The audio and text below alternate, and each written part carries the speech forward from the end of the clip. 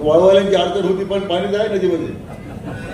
आता मी अधिकाऱ्यांना सूचना दिल्या की सगळ्या नद्यांच्या वाळूमध्ये जरी लव दिले असले नसले तरी आता मशीननं वाळू काढण्याची कायदेशीर परवानगी नाही आहे.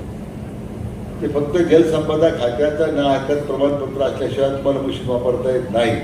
आमच्या बऱ्याच लोकांना माहीत नव्हतं, आमच्या अधिकाऱ्यांना माहीत नव्हतं. तर त्यांना आता मी सूचना दिल्या की तुम्ही युद्ध पातळीवर अशा सगळ्या वाळू तस्करांच्या विरुद्ध काय महसूल खातं करेल ते करील, पोलीस खातं काय करेल ते करील, आपलं जलसंपदा खात्याच्या वतीने आता कठोर कारवाई सुरू करा आणि वाळू माफियाचा बंदोबस्त करा. सूचना दिल्या. वाहनं जप्त करा ना, मदत घ्या पोलिसांची, आपल्या डिपार्टमेंटमध्ये कारवाई सुरू करा.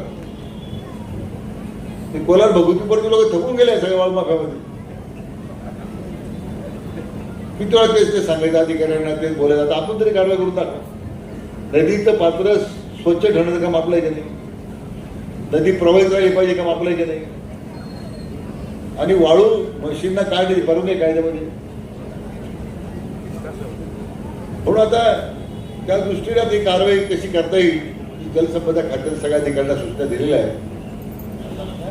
पूर्ण झालं सगळं. 50 वर्षाचा जरा कोणी हात लावत नव्हतं. तो तर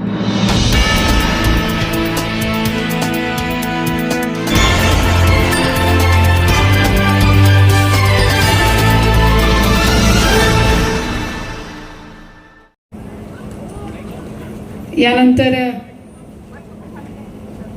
मार्गदर्शन करण्यासाठी येत आहेत महाराष्ट्र राज्याचे जलसंपदा मंत्री माननीय नामदार डॉक्टर राधाकृष्णजी विखे पाटील साहेब. टाळ्यांच्या गजरात साहेबांचं आपण स्वागत करूया.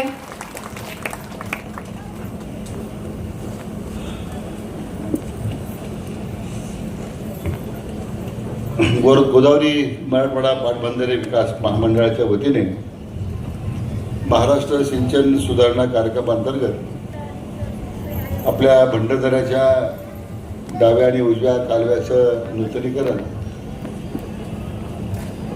आज या उपक्रमामध्ये अंतर्गत आपण सुरू करतोय. काल उजव्या कालव्याचाही शुभारंभ आपण साताऱ्याला केला.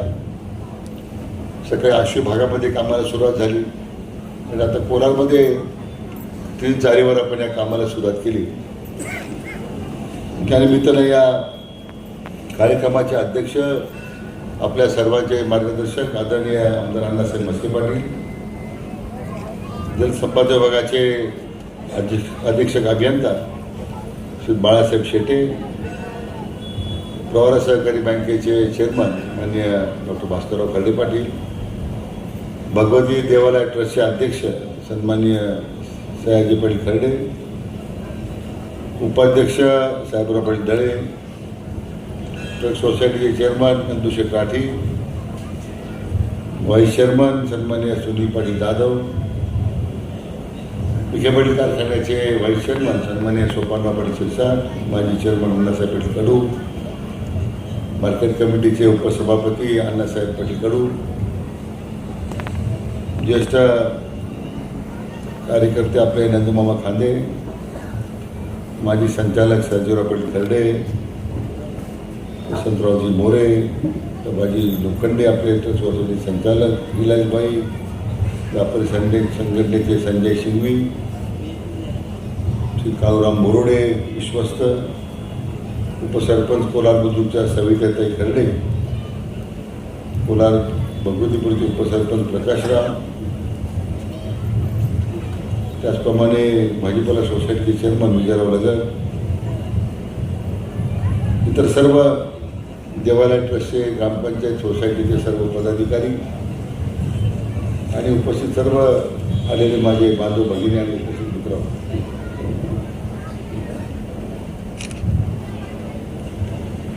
आज आपल्या भंडारदऱ्याला आपले कार्यकारी अभियंता काळे यांनी सांगितलंय तर 100 वर्ष पूर्ण झाली.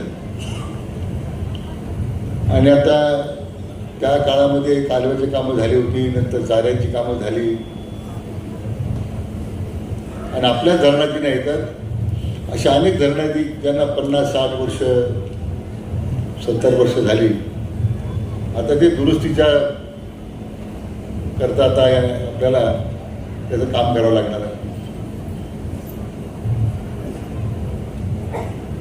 राज्याच्या बहुतांशी धरणाच्या सुरक्षिततेचा विचार करता अनेक धरणांना डॅम सेफ्टीच्या प्रकल्पामध्ये धरण सुरक्षता मोहिमेमध्ये अनेक धरणाचं काम सुद्धा आपल्याला करावं लागणार आहे. आणि करण्यापाठीमागची एकच भूमिका आहे की ज्या कामासाठी हे धरणं बांधली त्या भागातील जे सिंचन होतं ते दिवसेंदिवस पाणी मिळत नाही, म्हणून बऱ्यापैकी उपाडाचं क्षेत्र तयार झालं, अनकमांड तयार झालं. तेलच्या शेतकऱ्यांना पाणी मिळत नाही म्हणून लोकांनी पाणी मागणी करायला सोडून दिलं. चाऱ्याच्या सुद्धा टेलला, उपचाऱ्या सोडून द्या, पण मुख्य चाऱ्याच्या टेलला सुद्धा पाणी जात नाही मध्ये लोकांनी अतिक्रमण केले. अशा अनेक गोष्टी की ज्यामुळे वाहन क्षमता कालवडी कमी होत चालली. आज आपला 900 प्रवारीचा दावा कालवा आहे, तो मला वाटतं 750 तासात असला पाहिजे. आज या कामामुळे त्या कालव्याची क्षमता जवळजवळ 1,500 क्युसेक्स होणार आहे. तेवढं पाणी मोठ्या प्रमाणात त्या कालव्यातून येणार आहे. आणि मग आपल्या सगळ्या ज्या चाऱ्या आहेत, 1 नंबर 2, 3, 4, 5 वॉटर कोर्स बरेच आहेत आपले, ते सगळ्यात आपण दुरुस्त करतो. पहिल्यांदा मला वाटतं या कालव्याच्या निर्मितीनंतर मला वाटतं आमदार साहेब राज्यमंत्री असताना पाटबंधारे खात्याचे त्या काळामध्ये आपल्या प्रवरा कालव्याचं काही काम भराव झालं होतं रोजगार हमी योजनेमध्ये. आणि इतक्या वर्षानंतर आता आपण ते काम दुसऱ्यांदा सुरू करतोय की ज्यामुळे शाश्वत सिंचनाचा त्या ठिकाणी लोकांना जर खात्री पडली शेतकऱ्यांना, तर लोक मग त्या ठिकाणी पिकं घ्यायला सुरुवात करतील. आज पावसाचा जर परिणाम पाहिला तर दिवसेंदिवस ती सुद्धा एक संदिग्ध आहे. यावर्षी तर पाऊस पडणार नाही सगळे म्हणून काही कोणता येतो याचा इफेक्ट एल आला म्हणून लोक घाबरून गेले. पण मध्येच आपल्याला ते पंजाबकडून धावून आला, धावून पाऊस पडायला सुरुवात झाली. धरणं भरली, नदीला पाणी चाललंय. सगळ्या राज्यातली बहुतांशी धरणं आपली भरली. जायकवाडी भरलं. नेहमी आपल्या जायकवाडीत चिंता राहते, पण जायकवाडीमध्ये जवळजवळ 15 ते 20 TMC गाळ आलेला आहे. आणि त्यामुळे तेवढंच पाणी खाली नदीतून मग जायकवाडीच्या खाली वाहून जातं. ते जर गाळ काढला तर अतिरिक्त साठा जायकवाडीमध्ये निर्माण होईल आणि मग कायमस्वरूपी जायकवाडीला पाणी सोडण्याचा जो सारखा जो एक प्रश्न तयार होतो तो त्या निमित्ताने संपणार आहे, भेटणार आहे. आज माननीय मुख्यमंत्री आपले लोकप्रिय नेते देवेंद्रजी फडणवीस साहेबांच्या नेतृत्वाखाली आपण गाळ काढण्याचं धोरण आता नवीन राज्यामध्ये आणलं आहे. त्यामध्ये पहिल्या टप्प्यात 6 धरणं घेतली आपण. उजनी आहे, जायकवाडी आहे, मुळा, कोयना, मला वाटतं आणखीन तापी खोऱ्यातलं एक धरण आहे. आणि धरणातून गाळ काढण्याची भूमिका एवढीच आहे की अतिरिक्त पाणीचं पुनर्स्थापना करायची. जेवढा गाळ काढून तेवढं नवीन पाणी धरणामध्ये धरणात साठवून क्षमता वाढणार आहे. दोन्ही मोठी धरणं आहे, उजनी आणि जायकवाडीमध्ये जवळजवळ 20-20 TMC गाळ आहे असं प्राथमिक अंदाज आहे. मुळा धरणाचा जरी आता गाळ काढायला मी घेतलेलं आहे, त्याचं टेंडर काढतो आपण. किमान तो गाळ काढण्यामुळे 2 ते 2.5 TMC पाणी मुळा धरणाचं वाढणार आहे. त्यामुळे उपलब्ध साठे त्याचं पुनर्जीवन करायचं, पाण्याची आणखी साठवण क्षमता अधिक वाढवण्याचा करता प्रयत्न करायचे आणि मग त्या पाण्याचा वापर कसा करता येईल त्यासाठी कालव्याची दुरुस्ती करायची. आपल्या गोदावरी कालव्याला जवळजवळ 450 कोटी रुपये आपण दिले. कालव्याचं 100 वर्षापेक्षा जास्त काळ रोखून गेलेलं आहे.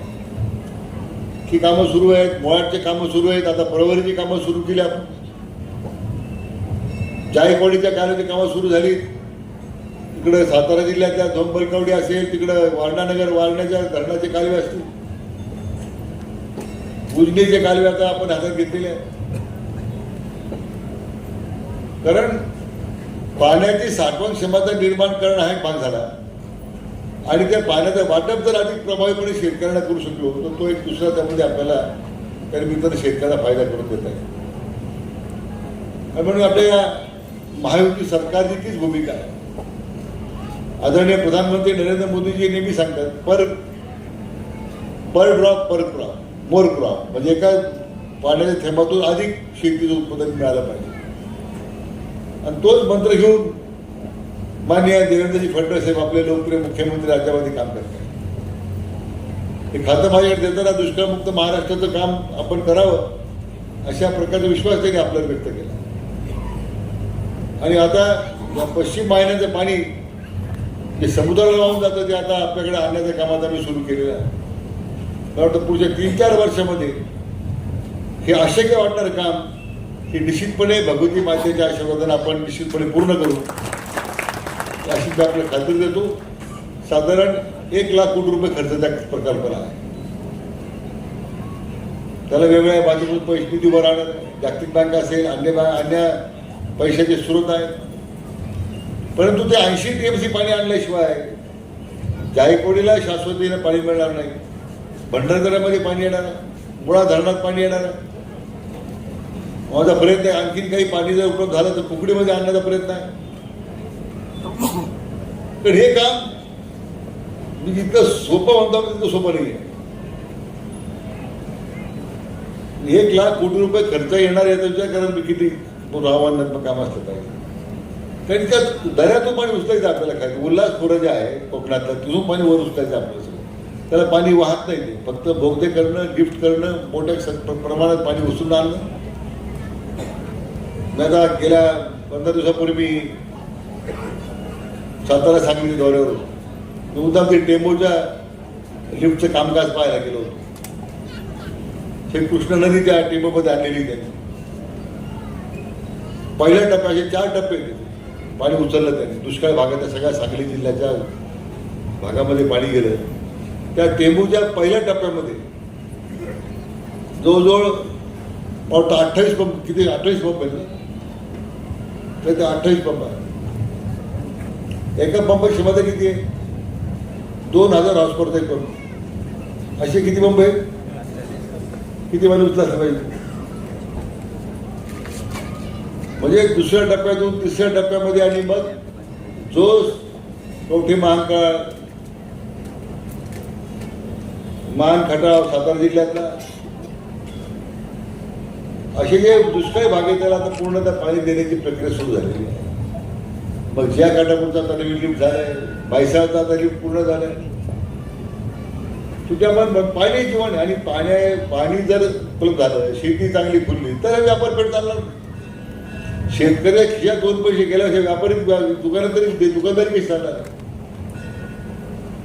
त्यामुळे पाणी उपलब्ध झालं, चांगली शेती पिकली.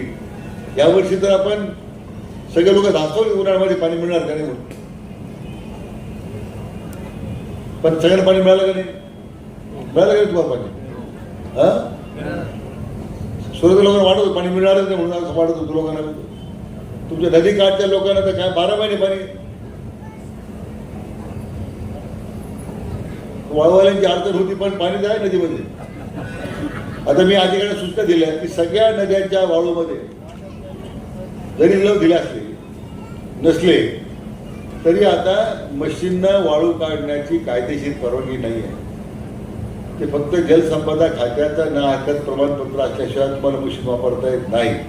आमच्या बऱ्याच लोकांना माहीत होतं, आमच्या अधिकाऱ्यांना माहीत होतं. तर त्यांना आता मी सूचना दिल्या की तुम्ही युद्ध पातळीवर अशा सगळ्या वाळू तस्करांच्या विरुद्ध काय महसूल खातं करेल ते करील, पोलीस खातं काय करेल ते करील. आपलं जलसंपदा खात्याच्या वतीने आता कठोर कारवाई सुरू करा आणि वाळू माफियाचा बंदोबस्त करा. सूचना दिल्या. नदी प्रवाहित ठेवणं हे काम जलसंपदा खात्याचं आहे.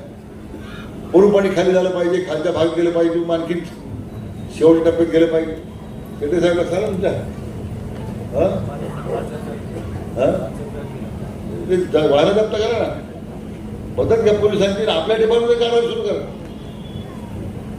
ते कोलार भगवतीवरती लोक थकून गेले सगळ्या वाळू माफ्यामध्ये.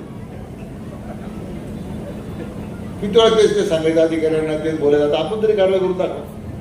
नदीचं पात्र स्वच्छ ठेवण्याचं काम आपलं आहे की नाही? नदी प्रवाहित राहिली पाहिजे काम आपलं आहे की नाही? आणि वाळू मशीनना काय नाही परवानगी कायद्यामध्ये. म्हणून आता त्या दृष्टीने ती कारवाई कशी करता येईल जलसंपदा खात्याने सगळ्या अधिकाऱ्यांना सूचना दिलेल्या आहेत आणि ज्या पद्धतीने मग एक वाळूचा भाग झाला, परंतु शेतीचे पाणी असेल, पिण्यासाठी पाणी असेल, त्या दृष्टीने जे काम करणं शक्य आहे ते आपण करण्याचा प्रयत्न करू. आज कोलारच्या खेटीवरचं काम जवळजवळ रिपेअर झालं, आत्मत आलेलं आहे. आता यावर्षी मला पाणी अडवलं कोलारच्या खेटीवर. बरेच योजना आपण म्हणजे मात्र तुमच्या मी मागे एकदा आलो होतो त्यावेळी 5 रेट ते भगवतीपूर सर आपलं किती वर्ष थांबला होता, झाला पूर्ण तो साहेबराव? हा पूर्ण झाला सगळं. 50 वर्षाच्या चराला कोणी हात लावत नव्हतं.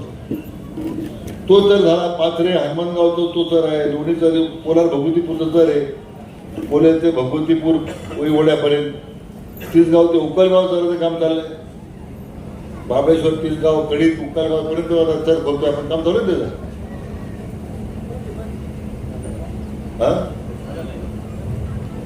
सगळ्या चराचे काम 50-60 वर्ष झाले ते चरांना कोणी हात लावत नव्हतं.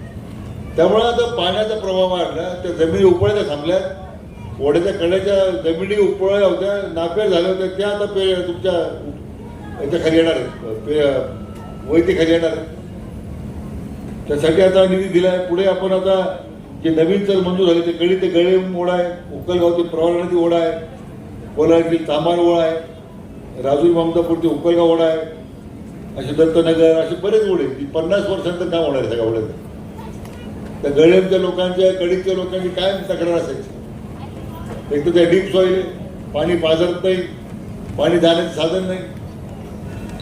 आता त्या सगळ्या शेतकऱ्यांची आता त्या निमित्तानं दूर होणार आहे. अशा अनेक योजना आपण हातात घेतोय. खरं म्हणजे आपल्या सरकारची तर भूमिकाच आहे की समाजाच्या प्रत्येक घटकासाठी आपल्याला काम करायचं. आज आपण 36,000 कोटी रुपयाची कर्जमाफी झाली. काही निवडणूक आहे कुठल्या? फक्त निवडणुकीत दिलेलं आश्वासन आपल्या राज्याचे लोकप्रिय मुख्यमंत्री देवेंद्रजी फडणवीस साहेबांनी ते पूर्ण केलं. कर्जमाफीचे पैसे तुमच्या खात्यात यायला सुरुवात झाली. पुढच्या 8 दिवसात सगळे पैसे मिळणार आहेत.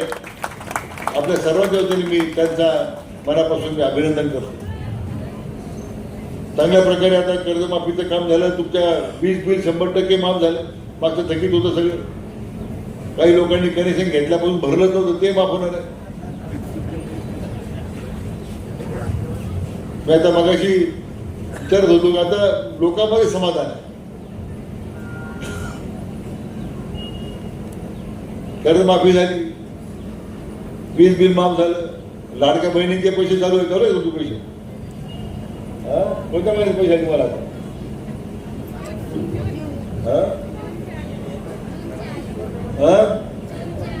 जूनचे आलेत ना, माहिती जुलैचे येते. रक्षाबंधनाचे पैसे मिळतील तुम्हाला. एकही योजना आपल्या सरकारनं सुरू केलेली बंद केली नाही. आणि तोच प्रयत्न आहे की सगळ्या लोककल्याणकारी कार्यक्रमाला गती देणं, अधिक ते काम करत राहणं, लोक उपयोगी काम करत राहणं, ही आमची भूमिका आहे. आणि मग मला आनंद आहे की आता हा कार्यक्रम होत असताना मी अधिकाऱ्यांना सूचना दिल्या, सगळ्या चाऱ्यांची कामं पूर्ण करा, सगळ्या उपचाऱ्यांची कामं पूर्ण करा. जेवढे चाऱ्यांवर पोट चाऱ्यावर अतिक्रमण असतील सगळी काढून टाका, अशा सूचना दिलेल्या आहेत. 100% मोकळा करा. एक माणूस चारी अडवतो, 50 साली शेतकऱ्यांना खाली पाणी मिळत नाही. येथे तुम्ही अजिबात कॉम्प्रोमाइज करेल. शेवटपर्यंत कोणी सांगितलं आम्ही आमदार जवळ ते आमदार जवळ भेटा मारत जे ना कशाचं ते काम झालं पाहिजे. आणि त्यामुळे पाहायचं परिणाम एवढं पुढचे 25 वर्ष 30 वर्ष परत काम होणार नाही. जोपर्यंत जलसंपदा मंत्री तोपर्यंत सगळं वळ. आणि म्हणून पुढे एकदा मनापासून आमच्या विभागाच्या अधिकाऱ्यांचं अभिनंदन करतो. एक चांगलं काम त्यांनी सुरू केलं. आज आपल्या कोल्हारच्या भगवतीपूरच्या मातेचं भगवती मातेचं दर्शन घेताना अतिशय प्रसन्न वाटतं. हे देवीने आपला दिला आशीर्वाद आहे की आपल्याला चांगलं काम करण्याचं सुचत राहतं. आपल्या कोल्हारच्या कडी शिवरस्त्याला आता आपण जवळजवळ 7 किलोमीटरला 2 कोटी रुपये मंजूर केले. आपण त्या कामाला सुरुवात करू. आपण भगवतीपूर मातेचं तीर्थक्षेत्र गव्हाण्यामध्ये आम्ही तुम्हाला 1 कोटी रुपये आता मंजूर केले. भाऊसाहेबांनी तुम्हाला ग वर्ग करता 1 कोटी रुपये दिले ना भगवती माता मंदिरासाठी. तुझं लक्ष नव्हतं म्हणून म्हणलं मग तू परत मग पैसे काढून घेतले पाहिजे. इथं आपल्या सर्वांचं आराध्य दैवत छत्रपती शिवाजी महाराज स्मारक बांधण्याचं काम सुरू आहे झालं. त्याला सुद्धा आपण यावर्षी 1 कोटी रुपये आता मंजूर केले. त्या कामाला सुरुवात झाली. असे अनेक उपक्रम आपल्या माध्यमातून सुरू होत राहतात.